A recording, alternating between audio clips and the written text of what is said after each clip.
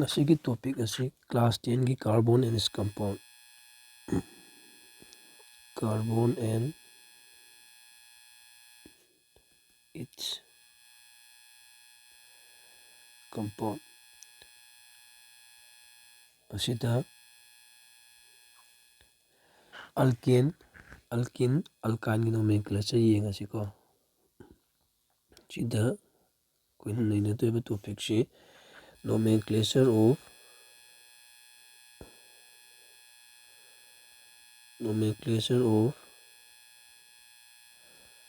alkane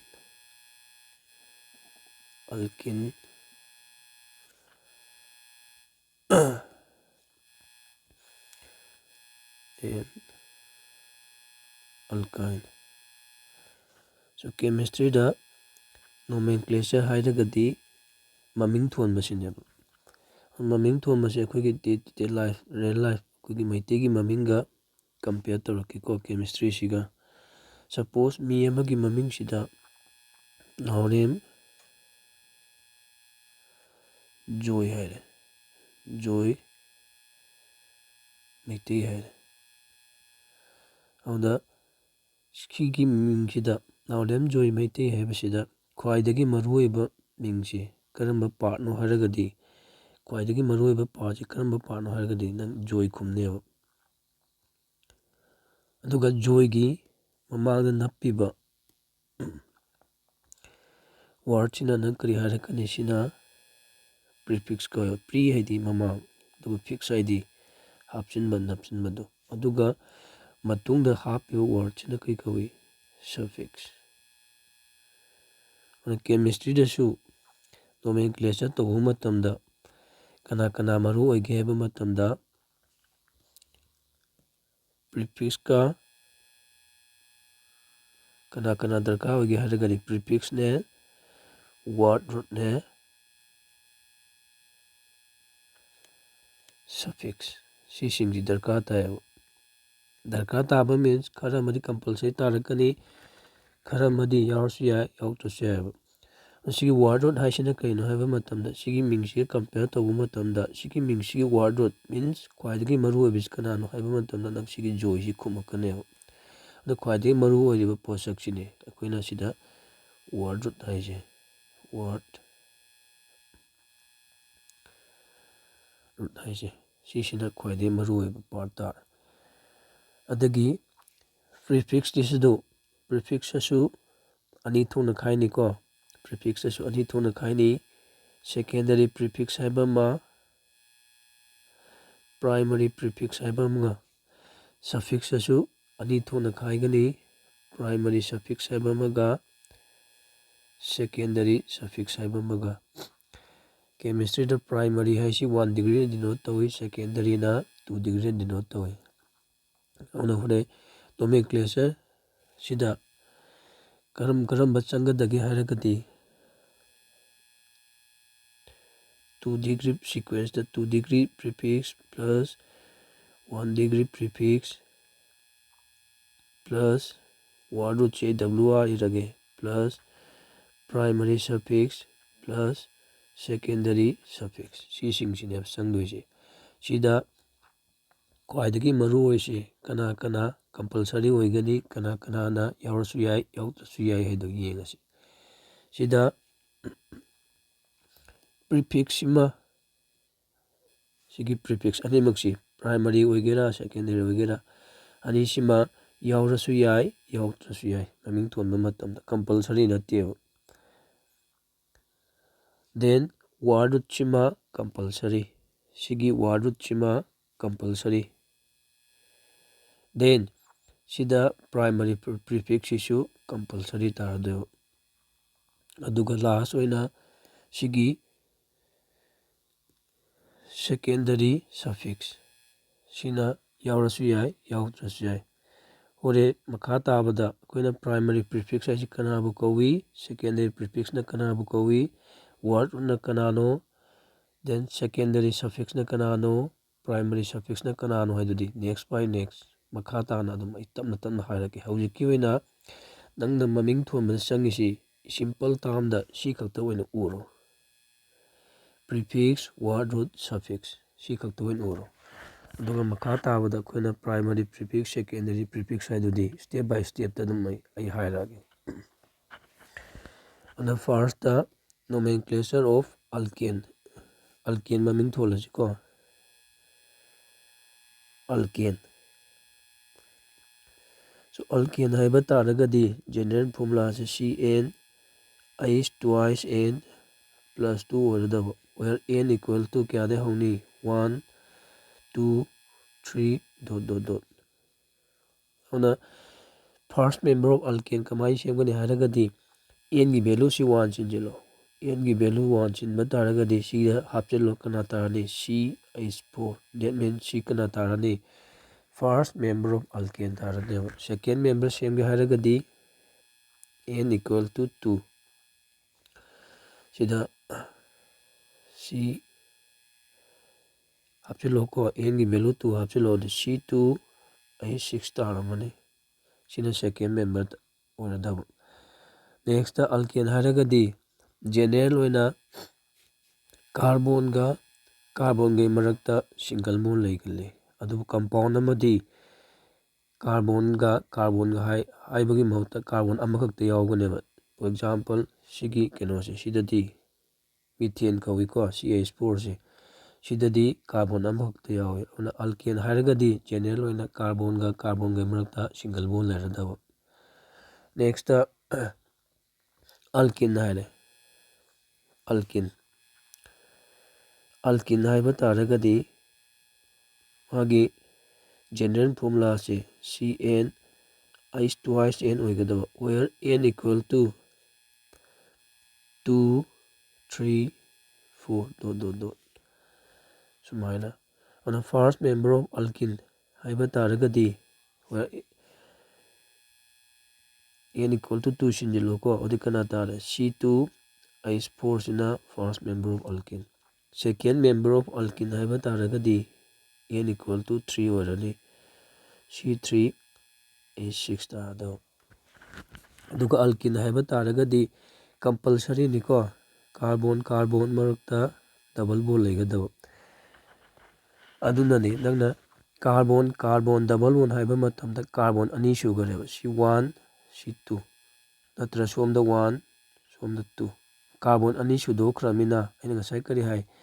ꯑꯜꯀꯤꯟ ꯍꯥꯏꯕ ꯇꯥꯔꯒꯗꯤ carbon carbon compulsory double ꯕꯣꯟꯅꯤ ꯍꯥꯏꯕꯅꯤ ꯑꯗꯨꯅ ꯀꯥꯔꯕꯣꯟ ꯀꯥꯔꯕꯣꯟ ꯗꯕꯜ ꯕꯣꯟ ꯍꯥꯏꯕ ꯃꯇꯝꯗ ꯀꯥꯔꯕꯣꯟ ꯑꯅꯤ ꯁꯨꯗꯣꯛꯈ꯭ꯔꯦꯕꯀꯣ ꯑꯗꯨꯅ n ꯒꯤ ꯚꯦꯂꯨꯁꯤ 2ꯗꯩ ꯍꯧꯔꯤꯕ ꯆꯞ ꯃꯥꯟꯅꯅ ꯑꯜꯀꯥꯏꯟ ꯍꯥꯏꯔꯣ ꯑꯜꯀꯥꯏꯟ ꯍꯥꯏꯔꯣ ꯁꯤꯅ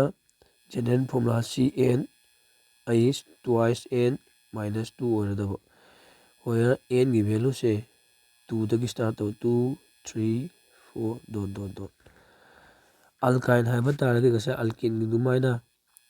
ꯀꯥꯔꯕꯣꯟꯒ ꯀꯥꯔꯕꯣꯟꯒꯤ ꯃꯔꯛꯇ ꯇ꯭ꯔꯤꯄꯜ ꯕꯣꯟꯁꯤ ꯀꯝꯄꯜꯁꯔꯤ ꯑꯣꯏꯒꯗꯕ ꯑꯗꯨꯅ ꯐꯥꯔꯁט ꯃꯦꯝꯕꯔ ꯑꯜꯀꯥꯏꯟ ꯁꯦꯝꯒꯦ ꯍꯥꯏꯔꯒꯗꯤ n ꯒꯤ ꯚꯦꯂꯨ 2 ꯂꯧꯁꯤꯜꯂꯣ ꯑꯗꯨꯗ ꯁꯤꯗ ꯍꯥꯞꯆꯤꯜꯂꯣꯀꯣ ꯑꯗꯨꯗꯤ ꯀꯅꯥ ꯇꯥꯔꯦ C2H2 ꯁꯤꯗ ꯀꯅꯥ ꯀꯧꯔꯅꯤ ꯐꯥꯔꯁט ꯃꯦꯝꯕꯔ ꯑꯣꯐ ꯑꯜꯀꯥꯏꯟ ꯁꯦꯀꯦꯟ ꯃꯦꯝꯕꯔ ꯍꯥꯏꯔꯒꯗꯤ n ꯒꯤ ꯚꯦꯂꯨ 3 ꯑꯗꯨꯗꯤ C3H ꯀꯌꯥ ꯇꯥꯔꯤ ꯌꯦꯡꯉꯣ ꯁꯤꯗ 3 ꯁꯤꯟꯖꯤꯜꯂꯣꯀꯣ 6 4 ꯁꯨꯃꯥꯏꯅ ꯇꯥꯔꯦ ꯁꯤꯅ ꯑꯜꯀꯥꯏꯟ ꯇꯥꯔꯅꯤ ꯁꯤꯐꯥꯎ ꯒ꯭ꯌꯥꯟ ꯇꯥꯔꯤ ꯈꯜꯂꯤꯀꯣ ꯑꯗꯨꯅ ꯑꯩꯈꯣꯏꯅ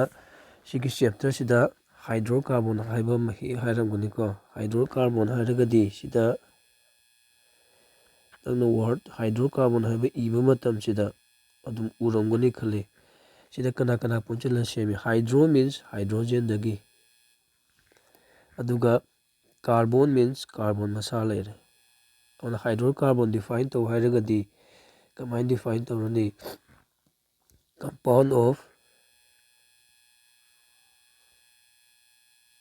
compounds of hydrogen and carbon only are called hydrocarbon. Hydrogen carbon खक्तगी कंपाउंड अखोना कई कौरनी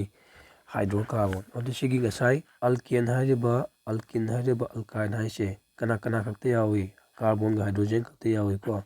ꯑꯗꯣ ꯃꯣꯏ ꯈꯨꯗꯤꯡꯃꯛꯁꯤ ꯀꯅꯥ ꯇꯥꯔꯦ? ꯍꯥꯏꯗ꯭ꯔꯣꯀꯥꯔꯕꯣꯟ ꯇꯥꯔꯦꯕ꯫ ꯅꯦꯛꯁ ꯁꯤꯒꯤ ꯅꯣꯃꯦꯟꯀ꯭ꯂꯦꯆꯔ ꯃꯃꯤꯡ ꯊꯣꯟꯕꯁꯤ ꯃꯊꯪ ꯑꯃꯃꯝꯗ ꯌꯦꯡꯉꯁꯤꯀꯣ꯫ ꯐꯥꯔꯁꯇ ꯑꯜꯀꯦꯟ ꯌꯦꯡꯉꯁꯤ꯫ Nomenclature of Alkane. So nomenclature of Alkane tamdringayda haidringayda ay kainom yam maruoiba ama hayogeko. Any nangonda hydrocarbon am pire. Suppose any hydrocarbon ama pire aduga nangonda alkane la alkyne la kamay khangni yengasebako. Suppose nangonda C30 H60 haibam pire hydrocarbon. Sisi nangonda hangeb alkene la alkyne la. Adu nang kamay identify tawni. Kasay sida pire iba given compound se karamba formula satisfy tawi yengo. C30 H60 haramina C sida yongko sina alkane gini. CN H2SN sina alkene gi. Aduga CN H2SN minus 2 sina alkyne gini. Auna C30 H60 haisi N gi value si 30 oi ba hamne. N gi value 30 oi ba si N gi value 30 si ahumukta hapchila yengo. Karamba satisfy tawi haragadi sigi ay given compound C30 H60 si CN H2SN satisfy tarongane. Sinjilo N gi value 30 audi H gi value kya tare 60. Auna nang given compound si kanano haiba matamda alkene oirane. Sumayna samane auna C20 H38 hairo. Si karamba formula satisfy tawi haragadi nang karamba khumni nang sigi alkyne ji khumne. Maramdi sigi value 20 oiba matamda H gi value kya tani 38. Auna given compound si nang kari khumakani alkyne haida khumakani.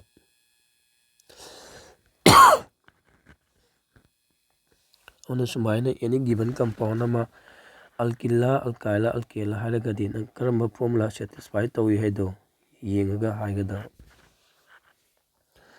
Next ngasaygi alkane gi maming thon madu torasi.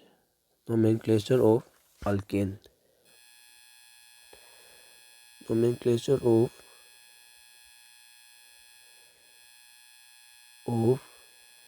alkane. So nomenclature of alkane si khangdana makhatana nomenclature of alkene, alkyne, alcohol mathang le horiba compound sing maming thon ba ngamgani haidudi khalurano. Auna sina foundation ni. Auna koina any compound ama carbonic compound ama maming thon ba matamda kari darkar oige haiba matamda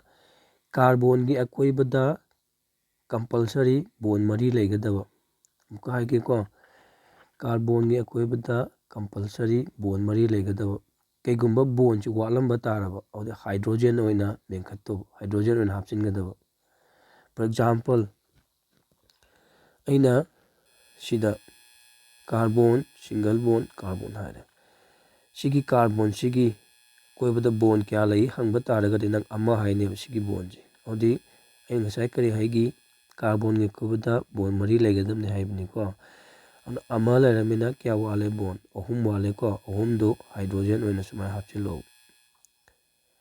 Samadana sigi right side ki carbon sigi akoibada bond kya laige hangba taragadi nang ama kumkaneba. Auna kya wale ahum auna sumayna CH3 hapchilo. Si hapchin be mongi sumayna irama tungda haisina right side ti irasu yai. Yai ko toina problem laite sigidi. Auna carbon ya koibada bond mari leigadaba awatpa masingduna hydrogen na makeup tawgadaba. Yanare ko sima. Then ngasay aina haigido maming thoma matamda kana changi hai. Prefix, word root, suffix. Object maming thoma yengasi ko. So ngasay ina su haigare alkane haiba taragadi general oina carbon ga marakta single bond. Aduga compound methane nadi carbon amakakta ni. Aduga suffix se alkane gi suffix si kanano haiba taragadi alkane gi suffix si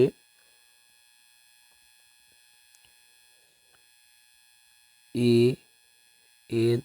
e neba alkane gi suffix aduga ngasai word root haisina kaino haiba taragadi sida yengasiko word root che ai table oina semake sida number of carbon hairasi number of carbon aduga asina word root so nangi number of carbon chi ama yauramba taraba adi word root chi kai kauni math kauge carbon ani yauramba taragadi it carbon ahum yauragadi prop carbon mari yauragadi but but haira panuko but carbon manga yauragadi pent carbon taruk yauragadi hex carbon taret yauragadi hep carbon nipal yauba taragadi ok carbon mapan yauba taragadi non carbon tara yauba taragadi de sumaina sigi word root sima compulsory hoina phadaba yadre next akhoi ngasa ina hagi binimsing ko carbon lekubda bond mari awat pasing duna hydrogen hapkadaba hai aduga ingasa maming thoma matamda sigi prefix sidi yaurasu yai yautrasu yai compulsory nateba aduga suffix sidi ama primary suffix to the compulsory ni secondary suffix na compulsory nati hai means yaurasu yai yautrasu yai adu hojiki primary prefix secondary prefix primary suffix secondary prefix secondary suffix pulap kautokro ko hojiki oina maming thoma changisi prefix word root suffix si khakta khango odi alkane gi maming thoma tamasi ko alkane gi maming thoma tamasi sida first ta khoina khangdoisi rule number 1 haigadra rule number rule irage rule number 1 rule number 1 select longest carbon carbon single bond select longest carbon carbon single bond khwaidai maru hoisi aina bracket te idisini ko need not be straight ana carbon carbon single bond gi longest chain thiba matamda straight oidasu yaba sini khwai maru hoisi yanare ko auna akhoi numbering pibasi next maru hoiba point numbering pibasi carbon khakta da pigadaba atopa atom oiba yai group oiba yauda numbering piba sukya yade sigi first rule sina haisi kaino yengasi ko sida yengo suppose tangonda sumaina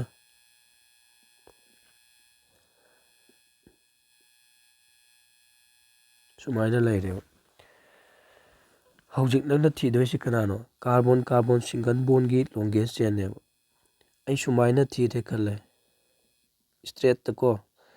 sumaina thiba taragadi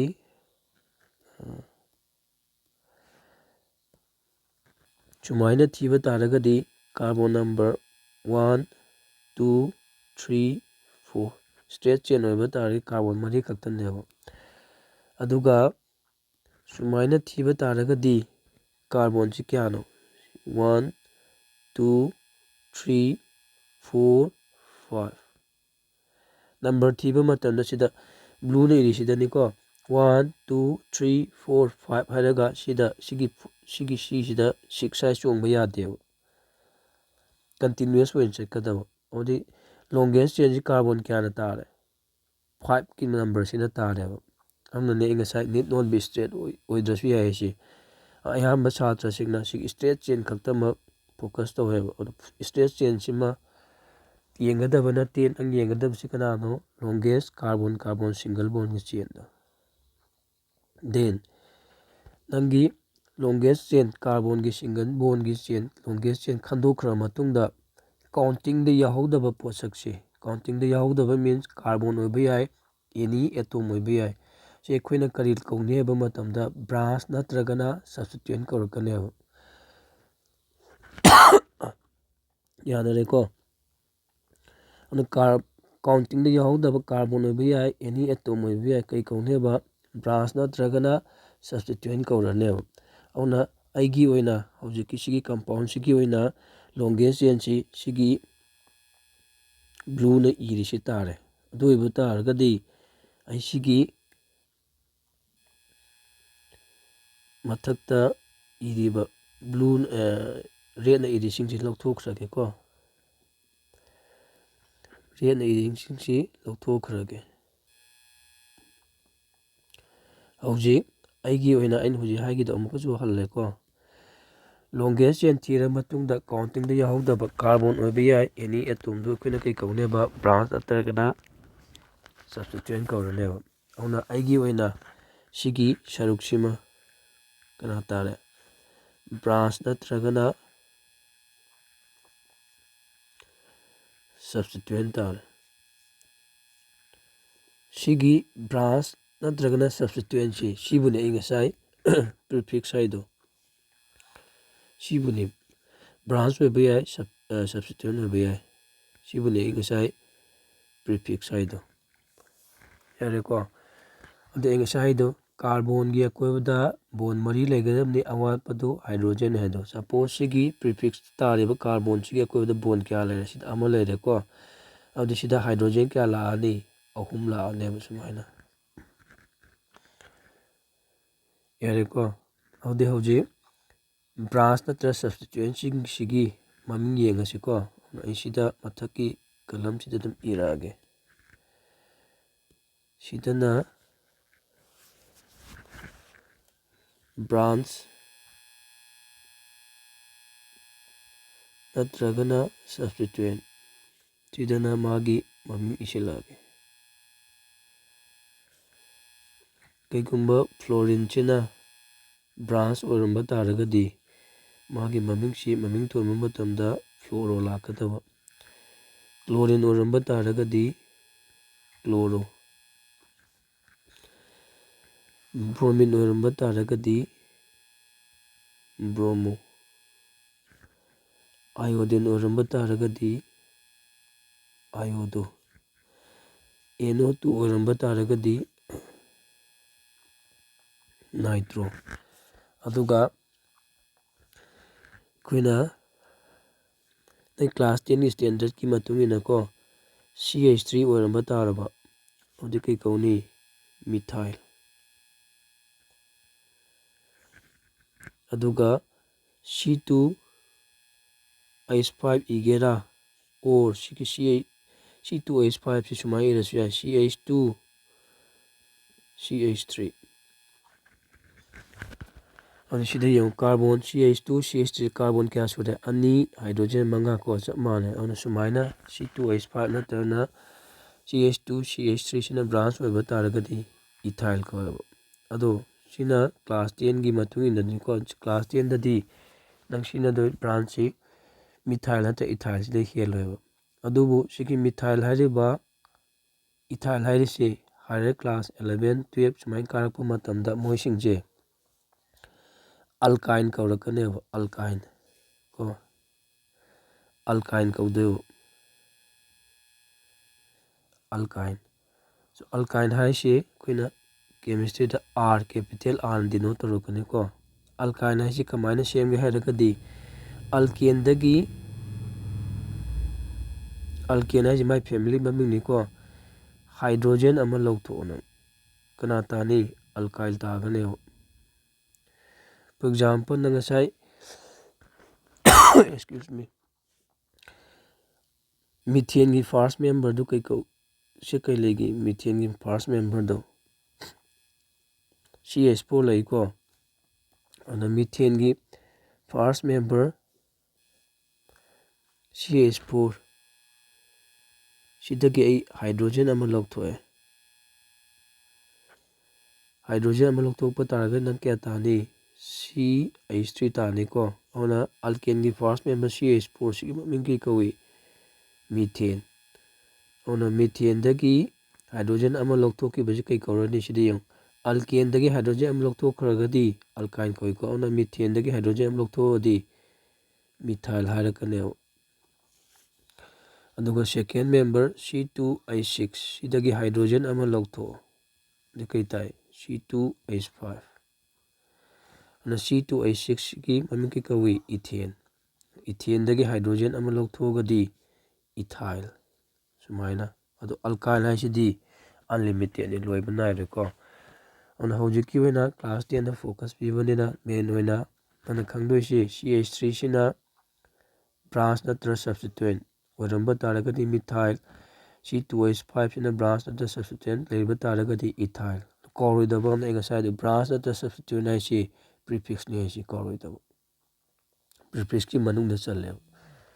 next हौजिक मखा ताना ममिंग थोनबा तासिको सिगी compound सिदा अइना गसाइ ममिंग थोनबा मतमदा सिगी blue ने इरिसिदा left तगी 1 2 3 4 5 आइदा थोले तो suppose कनागुम अमना हांगपा याइबा ए सर अदुदी सिगी राइट तगी नंबरिंग थोनबा यादबरा हाइना हांगपासु याइबा सुमाइना लॉन्गेस्ट चेन दी नंग सिगी मेन चेन जी ओइरदोइनिको अदुम ची मेन चेन जी ओइरदोइनि लॉन्गेस्ट चेन दी अदुबु अइना गसाइ ममिंग थोनबा मतमदा सिगी लेफ्ट साइड तै थोले कनागुमना हांगपा याइबा सर अदुदी राइट साइड तगी सिगी मखा सिदगी थिगलकपा यादबरा 1 2 3 4 5 हाइरगा औना सी अनि सिगी मनुंगदा मीन्स ब्लू ना इरिसिगा अइना रेड ना इरिसिगा करमबना चुंगदगे हैदुदी नेक्स्ट रूल दा मु लाओ को नेक्स्ट रूल दा नंबर 2 while ma इरिसिको numbering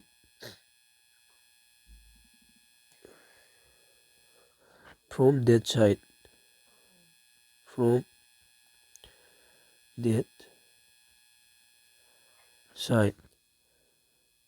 so that branch haigera substituent haigera ko gets lowest carbon number सिगी रूल सिना है कहीं नंबरिंग तब मतमदा करम साइड तक नंबरिंग तौरोबा नंगी ब्रांच नत्र सब्स्टिट्यूएंट तो अवदा लोएस्ट कार्बन नंबर ताहलो असा अइना सिगी कंपाउंड सिदा ब्लू न थोनबा सिदा नंगी ब्रांच की पोजीशन से कार्बन नंबर क्या दा लई हारगदी 3 दा लई खुंगने यारे को अदुगा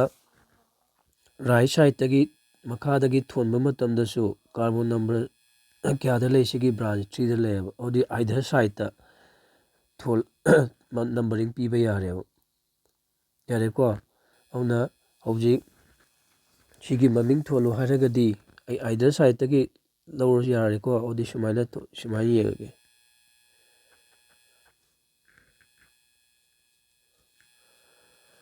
सिदा आई गसाइ काउंटिंग से आइदर साइड ते थोनबा यारमिना आई सिदा सोमदगी थोलगे को 1 2 3 4 5 आई सिदा अदुगा नंगी सी कई ताहौरे से ब्रांच नत्रगना सब्स्टिट्यूएंट सी ब्रांच नत्रगना सब्स्टिट्यूएंट तारने ममिंग थोनबा मतमदा नंगी ब्रांच की पोजीशन सिना ख्वाइदगी हाना इगदबा अना सिकी ब्रांच से कार्बन नंबर क्या दे यावी 3 दे यावी को कार्बन नंबर 3 दा औना 3 हाइफेन सिंगने अदुगा सिगी ब्रांच सिगी ममिंग येंगो गसाइगे दसी कार्बन सिगी कोइबदा बोन मरी लेगदमनी सिदा अमा लेरे ऑलरेडी औदी हाइड्रोजन ना मेंशन हाइबनी को वाटपदो CH3 हापने औदी CH3 सिना ब्रांच ओइबा तारगा सिदा ममिंग की कौगी गसाइ मिथाइल कौगी को औना मागी ममिंग से 3 इरनी अदुगा ब्रांच की ममिंग मिथाइल सी इरनी सिदा प्रीफिक्स लोरे प्रीफिक्स लोइबा तारगदी कना लानी वर्ड रूट सो कार्बन क्या नो लॉन्गेस्ट चेन सी मंगानी को ꯀꯥꯔꯕꯣꯟ 5ꯒꯤ ꯂꯣꯡꯒꯦꯁ ꯆꯦꯟꯒꯤ ꯋꯥꯔꯗ ꯔꯨꯠ ꯍꯥꯏꯔꯒꯗꯤ ꯀꯥꯔꯕꯣꯟ 5 ꯋꯥꯔꯗ ꯔꯨꯠ ꯀꯩ ꯇꯥꯔꯦ ꯄꯦꯟꯠ ꯁꯣ ꯄꯦꯟꯠ ꯁꯤꯗ ꯋꯥꯔꯗ ꯔꯨꯠ ꯂꯣꯏꯔꯦ ꯗꯦꯟ ꯁꯐꯤꯛꯁ ꯂꯥꯛꯑꯅꯤꯀꯣ ꯁꯐꯤꯛꯁ ꯁꯤ ꯉꯁꯥꯏ ꯁꯐꯤꯛꯁ ꯁꯤꯗ ꯁꯐꯤꯛꯁ ꯁꯣ ꯁꯐꯤꯛꯁꯁꯤ ꯀꯅꯥ ꯇꯞꯅꯤ ꯅꯪꯒꯤ ꯀꯝꯄꯥꯎꯟꯁꯤꯗ ꯀꯥꯔꯕꯣꯟ ꯀꯥꯔꯕꯣꯟ ꯃꯔꯛꯇ ꯀꯔꯤ ꯂꯩꯔꯦ ꯁꯤꯡꯒꯜ ꯕꯣꯟ ꯂꯩꯔꯦꯀꯣ ꯑꯗꯨꯗꯤ ꯀꯅꯥ ꯇꯥꯔꯦ ꯑꯜꯀꯦꯟ ꯇꯥꯔꯦ ꯑꯗꯨꯗꯤ ꯉꯁꯥꯏ ꯑꯜꯀꯦꯟꯒꯤ ꯁꯐꯤꯛꯁ ꯀꯔꯤꯒꯤ ꯁꯤꯗ ANE ꯀꯣ ꯑꯗꯨꯅ ꯁꯤꯒꯤ ꯀꯝꯄꯥꯎꯟꯁꯤꯒꯤ ꯃꯃꯤꯡ 3 ꯃꯤꯊꯥꯏꯜ ꯁꯐꯤꯛꯁ ꯍꯥꯞꯄꯨ ANE 3 ꯃꯤꯊꯥꯏꯜ ꯄꯦꯟꯇꯦꯟ ꯍꯥꯏꯁꯦ ꯑꯣꯏꯔꯅꯦꯕ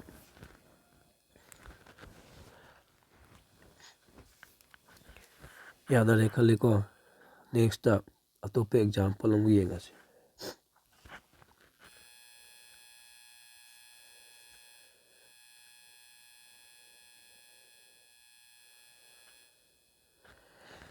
ꯁꯨꯃꯥꯏꯅ ꯂꯩꯔꯝꯃꯦ ꯑꯗꯨꯗꯤ ꯐꯥꯔꯁꯇ ꯅꯪꯒꯤ ꯇꯥꯔꯒꯦꯠꯁꯤ ꯀꯅꯥꯅꯣ ꯂꯣꯡꯒꯦꯁ ꯆꯦꯟ ꯊꯤꯗꯣꯛꯄꯗꯨꯅꯤꯀꯣ ꯂꯣꯡꯒꯦꯁ ꯆꯦꯟꯁꯤ ꯁꯤꯒꯤ ꯆꯦꯟꯁꯤꯅ ꯇꯥꯔꯝꯃꯅꯤ ꯁꯤꯒꯤ ꯆꯦꯟꯁꯤꯅ ꯇꯥꯔꯝꯃꯅꯤ ꯅꯝꯕꯔꯤꯡ ꯀꯔꯝꯕꯅ ꯆꯨꯝꯒꯗꯒꯦ ꯌꯦꯡꯁꯤꯀꯣ ꯑꯩꯁꯤꯗ ꯅꯝꯕꯔꯤꯡꯁꯦ ꯁꯣꯝꯗꯒꯤ ꯊꯣꯜꯂꯒꯦ 1 2 3 4 5 ꯁꯨꯃꯥꯏꯅ ꯊꯣꯟꯕ ꯇꯥꯔꯒꯗꯤ ꯀꯥꯔꯕꯣꯟ ꯅꯝꯕꯔ 5ꯇ ꯁꯤ ꯕ꯭ꯔꯥꯟꯁ ꯂꯩꯍꯧꯔꯦꯀꯣ 6 7 ꯗꯦꯟ ꯕ꯭ꯂꯨꯅ ꯑꯃꯨꯛ ꯊꯣꯛꯂꯛꯀꯦ ꯁꯤꯗꯅ 1 2 3 4 5 6 7 ꯍꯧꯖꯤꯛ ꯀꯔꯝꯕꯅ ꯆꯨꯝꯒꯅꯤ ꯍꯥꯏꯗꯤ ꯍꯧꯖꯤꯛ ꯅꯪꯗꯤ ꯗꯤꯁꯥꯏꯠ ꯇꯧꯕ ꯉꯝꯃꯅꯤ ꯈꯜꯂꯦ ꯑꯩ ꯉꯁꯥꯏ ꯔꯨꯜꯗ ꯀꯔꯤ ꯍꯥꯏꯈꯤ ꯔꯨꯜ ꯅꯝꯕꯔ 2ꯗ ꯁꯤꯒꯤ ꯔꯨꯜ ꯅꯝꯕꯔ 2ꯗ ꯀꯔꯤ ꯍꯥꯏ numbering from that side so that branch or substituent gets lowest carbon number ꯍꯥꯏꯕꯅꯦꯕ ꯑꯗꯨꯅ ꯔꯥꯏꯠ ꯁꯥꯏꯠꯇꯒꯤ ꯕ꯭ꯂꯨꯁꯤꯅ ꯊꯣꯟꯕ ꯃꯇꯝꯗꯗꯤ ꯅꯪꯒꯤ ꯁꯤꯒꯤ ꯕ꯭ꯔꯥꯟꯁꯁꯦ ꯀꯥꯔꯕꯣꯟ ꯅꯝꯕꯔ ꯀꯌꯥꯗ ꯐꯪꯉꯦ 3ꯗ ꯑꯦꯇꯦꯁ ꯇꯧꯔꯦꯕ ꯑꯗꯨꯒ ꯄꯤꯡꯅ ꯊꯣꯜꯂꯤꯁꯤꯅꯗꯤ ꯀꯥꯔꯕꯣꯟ ꯅꯝꯕꯔ ꯀꯌꯥꯗ ꯌꯥꯎꯏ 5ꯇ ꯑꯗꯨꯅ ꯀꯔꯝꯕꯅ ꯆꯨꯝꯕꯅꯤ 3ꯁꯤꯅ ꯆꯨꯝꯕꯅꯦꯕ 3ꯗ ꯑꯦꯇꯦꯁ ꯇꯧꯕꯁꯤꯅ ꯗꯦꯠ ꯃꯤꯟꯁ ꯕ꯭ꯂꯨꯅ ꯅꯝꯕꯔꯤꯡ ꯄꯤꯔꯛꯄꯁꯤꯅ ꯆꯨꯝꯕꯅꯦꯕ ꯑꯗꯩ ꯉꯁꯥꯏꯒꯤꯗꯨ ꯀꯥꯔꯕꯣꯟꯒꯤ ꯑꯀꯣꯏꯕꯗ ꯕꯣꯟ 3 ꯂꯩꯒꯗꯕꯅꯤ ꯁꯤꯗ ꯕꯣꯟ ꯑꯃ ꯂꯩꯔꯦꯀꯣ ꯑꯗꯩ ꯍꯥꯏꯗ꯭ꯔꯣꯖꯦꯟ ꯀꯌꯥ ꯍꯥꯞꯄꯅꯤ 3 ꯃꯃꯤꯡ ꯊꯣꯜꯂꯣ ꯁꯤꯒꯤ ꯃꯤꯊꯥꯏꯜ ꯍꯥꯏꯕ ꯕ꯭ꯔꯥꯟꯁ ꯀꯧꯔꯦꯀꯣ CH3ꯁꯦ ꯀꯥꯔꯕꯣꯟ ꯀꯌꯥꯗ ꯑꯦꯇꯦꯁ ꯇꯧꯏ 3ꯗ ꯑꯗꯨꯅ 3 ꯁꯤꯒꯤ ꯕ꯭ꯔꯥꯟꯁꯁꯤꯒꯤ ꯃꯃꯤꯡ ꯃꯤꯊꯥꯏꯜ ꯀꯧꯔꯝꯃꯤꯅ 3 ꯃꯤꯊꯥꯏꯜ ꯗꯦꯟ ꯄꯨꯟꯅ ꯀꯥꯔꯕꯣꯟ ꯀꯌꯥꯒꯤ ꯂꯣꯡꯒꯦꯁ ꯆꯦꯟꯅꯣ 8ꯀꯤꯅꯤꯀꯣ 8ꯀꯤ ꯋꯥꯔꯗ ꯔꯨꯠꯇꯤ ꯍꯦꯞ ꯀꯥꯔꯕꯣꯟ ꯀꯥꯔꯕꯣꯟ ꯃꯔꯛꯇ ꯀꯔꯤ ꯂꯩ ꯁꯤꯡꯒꯜ ꯕꯣꯟ ꯂꯩꯀꯣ ꯑꯜꯀꯦꯟ ꯑꯣꯏꯔꯦ ꯑꯗꯩ ꯑꯜꯀꯦꯟ ꯑꯣꯏꯕ ꯇꯥꯔꯒꯗꯤ ꯁꯐꯤꯛꯁ ANE ꯁꯨꯃꯥꯏꯅ 3 ꯃꯤꯊꯥꯏꯜ ꯍꯦꯞꯇꯦꯟ ꯑꯗꯨ 3 ꯃꯤꯊꯥꯏꯜꯁꯤꯅ ꯀꯅꯥ ꯇꯥꯔꯦ ꯅꯪꯒꯤ ꯑꯣꯏꯅ ꯄ꯭ꯔꯤꯐꯤꯛꯁ ꯇꯥꯔꯦ ꯑꯗꯨꯒ ꯍꯦꯞꯇꯦꯟꯁꯤꯅ ꯅꯪꯒꯤ ꯋꯥꯔꯗ ꯔꯨꯠꯀ ꯁꯐꯤꯛꯁꯀꯗꯨ ꯇꯥꯔꯦ ꯑꯩ ꯉꯁꯥꯏꯗꯣ ꯄ꯭ꯔꯤꯐꯤꯛꯁꯁꯤ ꯌꯥꯎꯔꯁꯨ ꯌꯥꯏ ꯌꯥꯎꯗ꯭ꯔꯁꯨ ꯌꯥꯏ ꯍꯥꯏꯗꯨꯅꯤꯀꯣ ꯐꯣꯔ ꯑꯦꯛꯖꯥꯝꯄꯜ ꯁꯤꯗ ꯌꯦꯡꯉꯣ ꯑꯩꯅ ꯁꯨꯃꯥꯏꯅ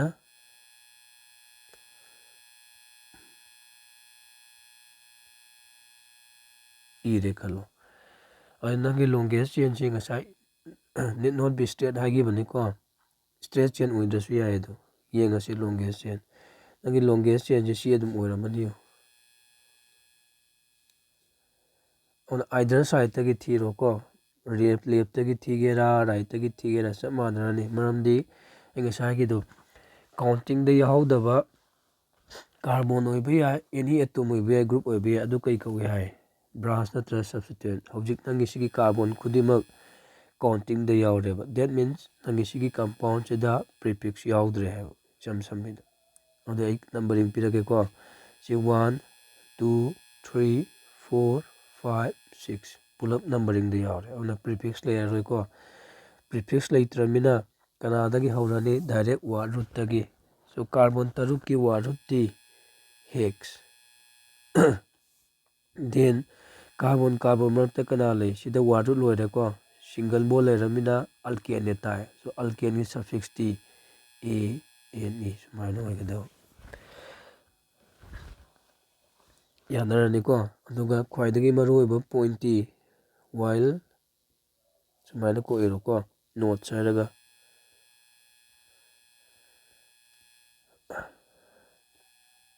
Numbering naming hairake ko. Naming should be done alphabetically. Maming thonba matamda alphabetical order da chatkadaw. Tupe compound among maming thonba yengasi ko.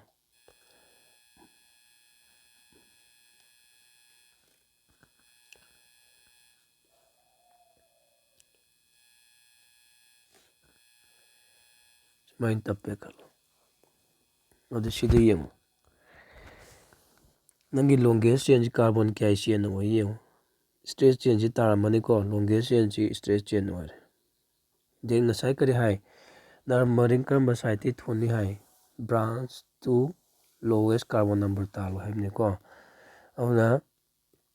sida ai right side ti tholamba taraga de nangi branch si sigi makhagi branch si carbon number 3 da phangam doine 1 2 3 1 2 3 ko 3 da phangam doine. Right side te thiba taraga di nangi branch carbon number kya da phangi 2 da. Auna karamana chumbani 2 sina chumbani 2 da phangma sina 1 2 3 4 5 6. Audi sigi aina pink na question lak isi sikana tare nangi branch tare simasu branch sisu branch tare. Branch sigi akoi bada branch kana wini hedu yengo ko. Sida ngasai carbon akoi bada bond mari legadabni. Si carbon sigi amma leide ko siodi hydrogen ahum. That means si methyl branch tare sisu kai tare methyl branch. Maming thola si ko. Audi 2 da sabma da branch ni ko methyl. Amuka kanada 4 da methyl. Auna 2 branch maming sabma bai ni ko 2, 4 hyphen methyl kya sure ani auna di have a word si na da dimethyl. Sida prefix lower. Then word root carbon kya word no. Taruki word root T X. Then carbon marta kai lay single bond. Auna kai hapani suffix ene. Amni alkane takpuki ko. Auna 2,4 dimethyl hexane taradaw.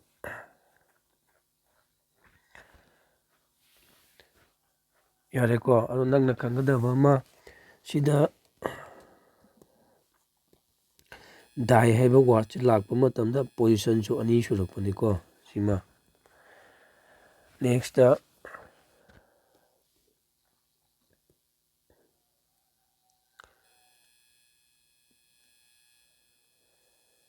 aina sida yengo ko. Naming should be done alphabetically hai se. Sigi example hai bo sida yengo.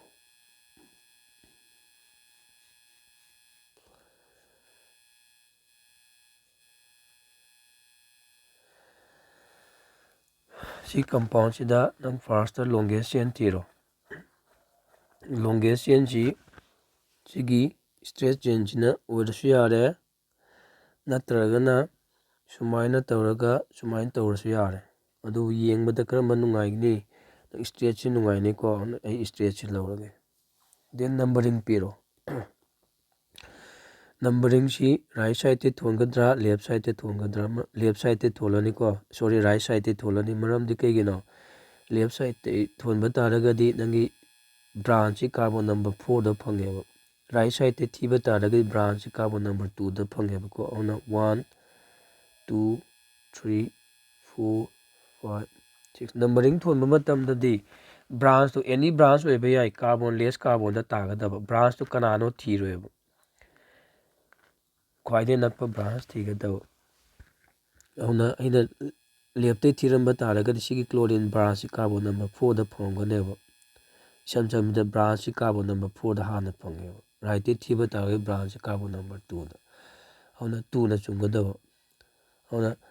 Satra ayambana irese kana han irakani sigi 2 position sida hana focus tawrakane. Odi branch pai sihan thido si ko sida hydrogen ahum laani. That means sigi branch sigi maming kari kahorani. Sigi branch sigi maming methyl kaurani ko methyl on the class angang singna irakadab se kamai irakani 2 methyl 2 the methyl lebagi ko branch then 3 the chloro ko sorry 3 chloro sida prefix lo re carbon kyano punna word root taruk ni ko on the hex then carbon marta single bond laramina alkane tare so alkane oiba taragadi suffix kai tare ane sumaina irakane ko adu si lale ko lale adu aran masi khangnaba site sumai ka thambiu ko ai ngasai kari haigi naming should be done alphabetically habne sigi branch kanano chlorine that means C na howe ko ode C ga eng ga sikana na hale C na hale ko ona C sigi branch na hana position na iro ode kana irani 3 chloro 2 methyl hexane igado ani si kaktana ne ko onare si ram the alphabetical gi order da point tholo hai an sigi mami si kai koroni 3 chloro 2 methyl heptane sina sumgane next kai gumba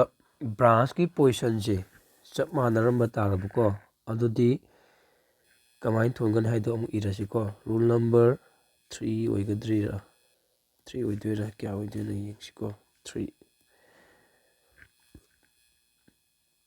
so rule number 3 da iruko if the position of the branch are same if the position of branch are same then numbering should be done alphabetically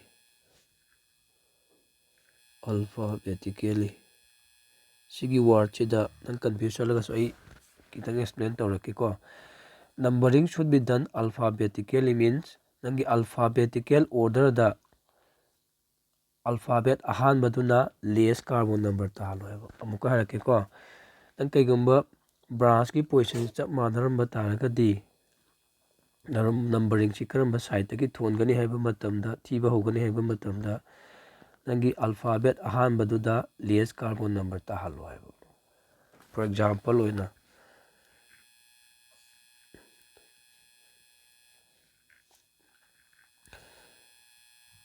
if br nang longest chain thiu haragadi nang sigi straight chain sorry nang longest chain thiu haragadi sigi straight chain je dum taramani ko hauji straight chain jida ai sida pingna tholage sida 1 2 3 4 5 so right side te thiba matamda nangi branch any branch ko carbon number 1 da amaga carbon number 5 da amaga ne then left side te thire khalo left side te thiraga so sida 1 2 3 4 5 left side te thiba matamda su branch any branch carbon number 1 ga 5 ka dane hodi sigi branch ki position chap manare hoji karambana chungani haiba matamda alphabet ahan bado aduna less carbon ta halo si kanano si bromo ni sinakana fluoro adi kana na hale b na hale ko that means bromo sida less carbon number ta halo odi karambada chumani sigi blue na numbering to rohi chumane maming tholo maming kamai thola ni so 1 da kara tare na pisi bromo ona 1 bromo then 5 ta sigi pink kisi neglect tawrami ko numbering si 5 ta kana tare fluoro ꯑꯗ 1 ꯕ꯭ꯔꯣꯃꯣ 5 ꯐ꯭ꯂꯣꯔꯣ ꯁꯤꯗ ꯄ꯭ꯔꯤꯐꯤꯛꯁ ꯂꯣꯏꯔꯦ carbon ꯀꯌꯥꯒꯤ ꯋꯥꯔꯗ ꯔꯨꯠꯅꯣ carbon 5 ꯂꯣꯡꯒꯦꯁ ꯆꯦꯟꯅꯤ ꯑꯗꯨꯅ ꯀꯩ ꯇꯥꯔꯅꯤ paint carbon ꯃꯔꯛꯇ ꯀꯩ ꯂꯩ ꯁꯤꯡꯒꯜ ꯕꯣꯟ ꯑꯗꯨꯅ ꯇꯥꯏꯗꯤ ꯑꯜꯀꯦꯟ ꯇꯥꯏꯀꯣ ꯑꯜꯀꯦꯟꯒꯤ ꯁꯔꯐꯤꯁ ꯀꯅꯥꯅꯣ ANE ꯁꯨꯃꯥꯏꯅ 1 ꯕ꯭ꯔꯣꯃꯣ 5 ꯐ꯭ꯂꯣꯔꯣ ꯄꯦꯟꯇꯦꯟ ꯁꯤ ꯑꯣꯏꯔꯗꯕ ꯅꯦꯛꯁꯇ ꯑꯩꯈꯣꯏꯅ ꯅꯪꯉꯣꯟꯗ ꯁꯨꯃꯥꯏꯅ ꯍꯪꯉꯦꯕ ꯗꯁ 2 इथाइल पेंटेन हायरगा क्वेश्चन अमा हंगेबा 2 इथाइल पेंटेन हायबा कंपाउंड से 2 इथाइल पेंटेन एग्जिस्ट हायरो सिगी 2 इथाइल पेंटेन से हायबा कंपाउंड से लाइगद्रा हंगिनेबा अदो अगांग अयामबना कई खुमकने येस खुमेबको अदो येस खुमिदु चुम्बर लानबा येंगसिको ꯑꯩꯁꯤꯗ ꯄꯦꯟꯇꯦꯟ ꯍꯥꯏꯔꯕꯅꯤꯅ ꯁꯤꯒꯤ ꯃꯇꯨꯡ ꯏꯟꯅ ꯏꯔꯒꯦꯀꯣ ꯂꯣꯡꯒꯦꯁ ꯆꯦꯟꯁꯤ ꯀꯥꯔꯕꯣꯟ ꯀꯌꯥ ꯆꯦꯟ ꯑꯣꯏꯔꯦ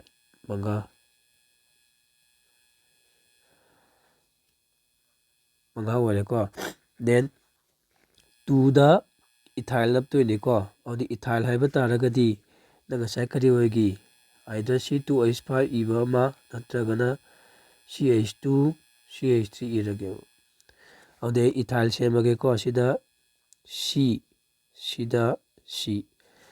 ꯑꯗꯨ ꯁꯤꯒꯤ ꯀꯥꯔꯕꯣꯟꯒꯤ ꯑꯀꯣꯏꯕꯗ ꯕꯣꯟ ꯑꯅꯤ ꯂꯩꯔꯦꯀꯣ ꯁꯤꯗ ꯍꯥꯏꯗ꯭ꯔꯣꯖꯦꯟ ꯀꯌꯥ ꯂꯥꯛꯑꯅꯤ ꯑꯅꯤ ꯁꯤꯗ ꯀꯥꯔꯕꯣꯟꯒꯤ ꯑꯀꯣꯏꯕꯗ ꯕꯣꯟ ꯑꯃ ꯂꯩꯔꯤꯁꯦ ꯍꯥꯏꯗ꯭ꯔꯣꯖꯦꯟ ꯀꯌꯥ ꯂꯥꯛꯑꯅꯤ 3 ꯑꯗꯨꯅ ꯑꯩꯅ ꯁꯦꯝꯃꯤꯁꯤꯗꯤ ꯀꯅꯥꯅꯣ ꯁꯤꯗ ꯑꯩꯒꯤ ꯑꯦꯀꯣꯔꯗꯤꯡꯂꯤꯀꯣ ꯉꯁꯥꯏ ꯁꯤꯒꯤ ꯆꯨꯝꯃꯤ ꯍꯥꯏꯕ ꯅꯠꯇꯦ ꯁꯤꯗ 1 2 3 4 5 ꯍꯥꯏꯔꯒ ꯁꯤꯅ इथाइल कौरे अदुना 2 इथाइल पेंटेन हायरगा चुम्मी हाइगिदोइनेबा नंग हाइदोइसिदे अदुबु नंग काउबम लैरेबा ngасai kari haigi numbering to matamda longest chain thiu haramganeba hojik nangi sigi longest chain si carbon 5 gi chain na oidreba nangnadi 2 ethyl pentane ni hairaga structure sagasai ni ko adu kana oirame sida sini yong ko sida sigi chain sida longest chain oiramiyo sida taramani hojik tarame ko aduga maming ju tholo numbering kaidi saite thoni hai branch na less carbon da odi sida gi tholani 1 sida 2 3 4 5 6 sigi branch ke korani sida H3 la ani si methyl korani odi nangna sai 2 ethyl pentane haraga yekhiba structure do kana warame asengbadi yengasiko si 3 da methyl so 3 methyl 3 methyl carbon kya gi war no taruk ki ni ko hexane taramane और सिगी 2 ethyl pentane हाइबा compound से exist तौदे हाइगदो यारे को last ता गी लोइसिलपदा कोइना बॉन्ड लाइन नोटेशन हाइबे येंगम सिको सि क्लास 10 ददि याउदे याउदरगसु कोइगी खंगदबा यादबा हाइबम दि लैको मरकता याउरपा सपोज साइक्लोअल्केन की मतांग यावेको बॉन्ड लाइन नोटेशन दा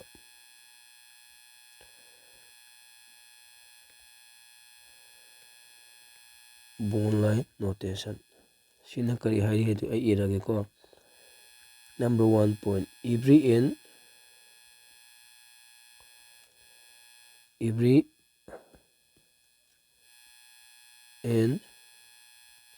of a line has carbon line ge aroiba khuding carbon layeba ko number 2 point every corner or every joint has also carbon line gi joint line gi corner khudimuksu carbon layeba suppose aina sumaina line ama chinge odi sida si line gi aroi bani ko si carbon lairani si ju line gi aroi ba carbon odi carbon kya yaure ani yaure ko odi si carbon si akoi bada hydrogen kya hapakani ꯕꯣꯟ ꯑꯃ ꯂꯩꯔꯝꯃꯦ ꯁꯤꯗ hydrogen 3 ꯍꯥꯞꯄꯅꯤ ꯁꯤꯁꯨ hydrogen 3 ꯍꯥꯞꯄꯅꯤ ꯃꯃꯤꯡ ꯊꯣꯜꯂꯣꯀꯣ ꯂꯣꯡꯒꯦꯁ ꯆꯦꯟ carbon 2ꯁꯤꯅ ꯑꯗꯨꯝ ꯑꯣꯏꯔꯅꯤ ꯄ꯭ꯔꯤꯐꯤꯛꯁ ꯌꯥꯎꯔꯣꯏ ꯀꯥꯔꯕꯣꯟ 2ꯁꯤꯅ ꯑꯣꯏꯔꯕꯅꯤꯅ ꯀꯩ ꯀꯧꯔꯅꯤ ꯀꯥꯔꯕꯣꯟ 2ꯒꯤ ꯋꯥꯔ ꯔꯨꯠꯇꯤ ꯏꯠ ꯀꯥꯔꯕꯣꯟ ꯃꯔꯛꯇ ꯀꯩ ꯂꯩ ꯁꯤꯡꯒꯜ ꯕꯣꯟ ꯑꯗꯨꯗꯤ ꯑꯜꯀꯦꯟ ꯇꯥꯔꯦ ꯑꯜꯀꯦꯟ ꯑꯣꯏꯕ ꯇꯥꯔꯒꯗꯤ ꯁꯐꯤꯛꯁ ANA ꯁꯨꯃꯥꯏꯅ ꯗꯦꯟ ꯁꯨꯃꯥꯏꯅ ꯂꯩꯔꯝꯃꯦ ꯈꯜꯂꯣ ꯌꯥꯔꯦꯀꯣ ꯑꯗꯣ ꯑꯩ ꯉꯁꯥꯏ ꯍꯥꯏꯒꯤꯗꯣ ꯍꯩꯇꯕ ꯇꯥꯔꯒꯗꯤ ꯀꯥꯔꯕꯣꯟ ꯍꯥꯞꯆꯤꯜꯂꯨꯀꯣ ꯏꯕ꯭ꯔꯤ ꯑꯦꯟ ꯁꯤ ꯂꯥꯏꯟꯒꯤ ꯑꯔꯣꯏꯕꯅꯤ ꯁꯤ ꯀꯥꯔꯕꯣꯟ ꯂꯩꯔꯝꯃꯅꯤ ꯁꯤꯁꯨ ꯂꯥꯏꯟꯒꯤ ꯑꯔꯣꯏꯕꯅꯤ ꯀꯥꯔꯕꯣꯟ ꯂꯩꯔꯝꯃꯅꯤ ꯁꯤ ꯂꯥꯏꯟꯒꯤ ꯖꯣꯏꯟꯅꯤꯀꯣ ꯑꯗꯨꯅ ꯁꯤꯁꯨ ꯀꯥꯔꯕꯣꯟ ꯂꯩꯔꯅꯤ ꯁꯤ ꯀꯣꯟꯅꯔꯅꯤ ꯁꯤ ꯀꯥꯔꯕꯣꯟ ꯂꯩꯅꯤ ꯁꯤ ꯀꯥꯔꯕꯣꯟ ꯂꯩꯅꯤ ꯁꯤꯁꯨ ꯀꯥꯔꯕꯣꯟ ꯂꯩꯔꯅꯤ ꯑꯗꯨꯅ ꯅꯪꯅ ꯊꯣꯟꯗꯣꯏꯁꯤ ꯅꯝꯕꯔꯤꯡ ꯀꯔꯝꯕ ꯁꯥꯏꯗꯇꯩ ꯊꯣꯜꯂꯅꯤ ꯌꯦꯡꯉꯣ ꯐꯥꯔꯁꯇ ꯂꯣꯡꯒꯦꯁ ꯆꯦꯟ ꯊꯤꯔꯣ ꯂꯣꯡꯒꯦꯁ ꯆꯦꯟ ꯁꯤ ꯇꯥꯔꯝꯃꯅꯤ ꯌꯦꯡꯉꯣ ꯁꯤ ꯇꯥꯔꯦꯀꯣ ꯑꯗꯨꯒ ꯅꯝꯕꯔꯤꯡꯗꯤ ꯀꯔꯝꯕ ꯁꯥꯏꯗꯇꯩ ꯊꯣꯜꯂꯅꯤ ꯁꯤꯗꯒꯤ 1 2 ꯊꯣꯜꯂꯅꯤ ꯃꯔꯝꯗꯤ ꯔꯥꯏꯠ ꯁꯥꯏꯗꯇ ꯊꯤꯕ ꯇꯥꯔꯒꯗꯤ ꯅꯪꯒꯤ ꯕ꯭ꯔꯥꯟꯁꯁꯤ ꯀꯥꯔꯕꯣꯟ ꯅꯝꯕꯔ 2ꯗ ꯐꯪꯉꯦꯕ 3 4 5 ꯁꯤꯁꯤ ꯀꯩ ꯇꯧꯔꯦ ꯀꯥꯎꯟꯇꯤꯡꯗ ꯌꯥꯎꯗ꯭ꯔꯕꯅꯤ나